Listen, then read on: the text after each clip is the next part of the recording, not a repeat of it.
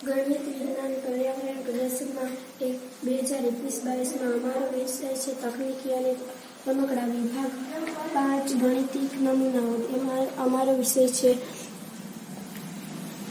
અમારા કૃતિનું નામ છે વિવિધ નૈતિક ભૌમિતિક બોર્ડ.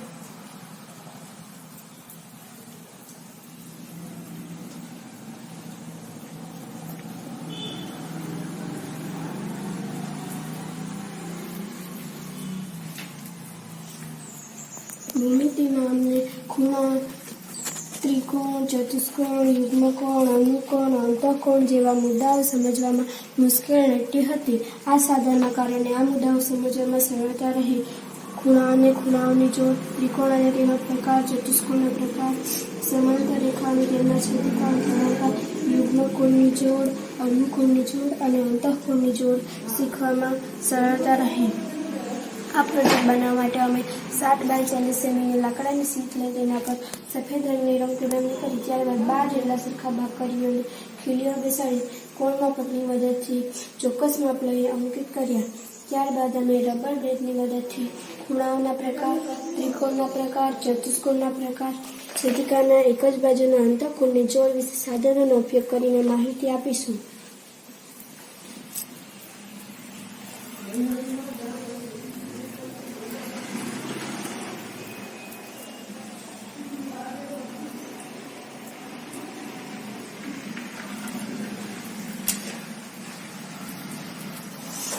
રેખાખંડને બે અંતિમ બિંદુ હોય છે. રેખા બંને બાજુ અનંત સુધી વિસ્તરેલી હોય છે. કિરણને એક ઉદ્ભવ બિંદુ હોય છે જે એક જ બાજુ અનંત સુધી વિસ્તરેલી હોય છે. 90 અને 180 વચ્ચે આવતા ખૂણાને ગુરુકોણ કહેવાય. 90ના માપવાળા ખૂણાને કાટકોણ કહેવાય. 90 થી નાના ખૂણાને લઘુકોણ કહેવાય. ત્રણેય બાજુથી રેખાખંડ વડે ઘેરાયેલી બંધ આકૃતિને ત્રિકોણ કહેવામાં આવે છે. એક ખૂણો 90 નો હોવો જોઈએ. બીજા બે ખૂણા લઘુકોણ જ થાય તેવા ત્રિકોણને કાટકોણ ત્રિકોણ કહેવાય. ત્રણેય ખૂણા 90 કરતાં નાના હોય તેને લઘુકોણ ત્રિકોણ કહેવાય. એક ખૂણો 90 કરતાં મોટો હોય અને બીજા બે ખૂણા લઘુકોણ હોય તેવા ત્રિકોણને ગુરુકોણ ત્રિકોણ કહેવાય. સમબાજુ ત્રિકોણ. બધી બાજુ માપ સમાન હોય તેને સમબાજુ ત્રિકોણ કહેવાય. સમદ્વિબાજુ ત્રિકોણ. બે બાજુના માપ સરખા હોય અને ત્રીજી બાજુના માપ અલગ હોય તેને સમદ્વિબાજુ ત્રિકોણ કહેવાય. વિષમ બાજુ ત્રિકોણ. ત્રણેય બાજુના માપ અલગ અલગ હોય તેને વિષમ બાજુ ત્રિકોણ કહેવાય.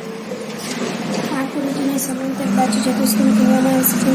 સામસામેની લંબાઈ સમાન હોય છે. સામસામેના ખૂણાઓના માપ સમાન હોય છે.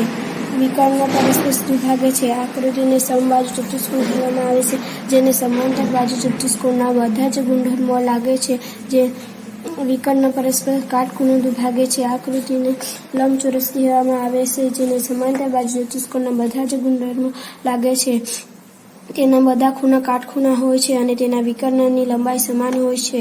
આ આકૃતિને ચોરસ કહેવામાં આવે છે, જેને સમાંતર બાજુ ચતુષ્કોણ, સમબાજુ ચતુષ્કોણ અને લંબચોરસના બધા જ ગુણધર્મો લાગે છે. આ આકૃતિને સમલંબ ચતુષ્કોણ કહેવામાં આવે છે, જેની સામસામેના બાજુઓની ફક્ત એક જોડ સમાન હોય છે. આ આકૃતિને પતંગાકાર ચતુષ્કોણ કહેવામાં આવે છે, જેના પાસેના બાજુઓની બે જોડની લંબાઈ સમાન હોય છે. એક વિકર્ણ પરસ્પર કાટખૂણે એક વિકર્ણ બીજા વિકર્ણને દ્વિભાગે છે. જે માપ આપેલ આકૃતિમાં માપ ખૂણો B બરાબર માપ ખૂણો D, માપ ખૂણો A બરાબર નોટ ઇક્વલ ટુ માપ ખૂણો C. L અને M આ બે સમાંતર રેખા છે. તેમને છેદતી રેખા N છે. તેઓ જ્યાં છેદે છે ત્યાં 1, 2, 3, 4, 5, 6, 7 અને 8 એમ કુલ 8 ખૂણા બને છે. જેમાં બહારના ખૂણા છે 1, 2, 7 અને 8 અને અંદરના ખૂણા છે 3, 4, 5, 6.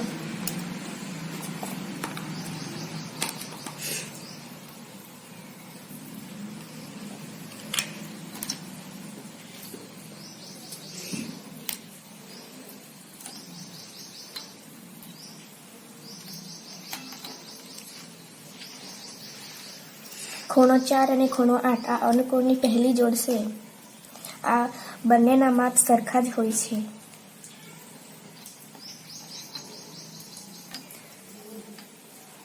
ખૂણો 3 અને ખૂણો 7 આ અનુકોણની બીજી જોડ છે.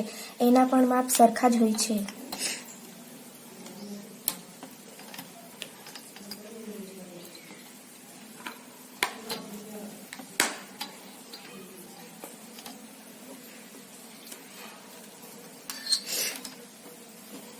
ખૂણો 5 અને ખૂણો 1 આ અનુકોણની ત્રીજી જોડ છે.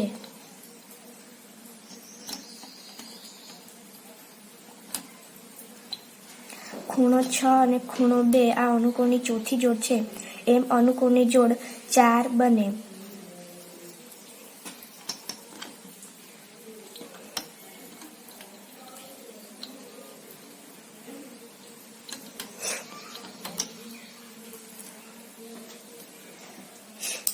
આ આકાર સી છે. આ અંતઃકોણની જોડ છે. 4 અને 6 આ અંતઃકોણની પહેલી જોડ છે, જેના બંને ખૂણાના માપનો સરવાળો 180 થાય છે.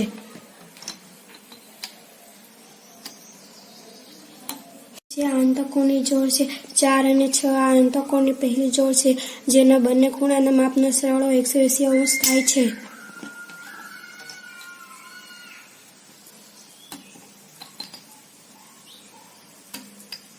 ખૂણો 3 અને 5 આ અંતઃકોણની બીજી જોડ છે. આમાં પણ બંને ખૂણાના માપનો સરવાળો 180 થાય છે. આ આકાર ઝેડ છે. આ યુગ્મકોણની જોડ છે. ખૂણો 3 અને 6 આ યુગ્મકોણની પહેલી જોડ છે, જેના બંને ખૂણાનું માપ સમાન હોય છે. એક ખૂણો 80 હોય તો બીજો ખૂણો પણ 80 થાય.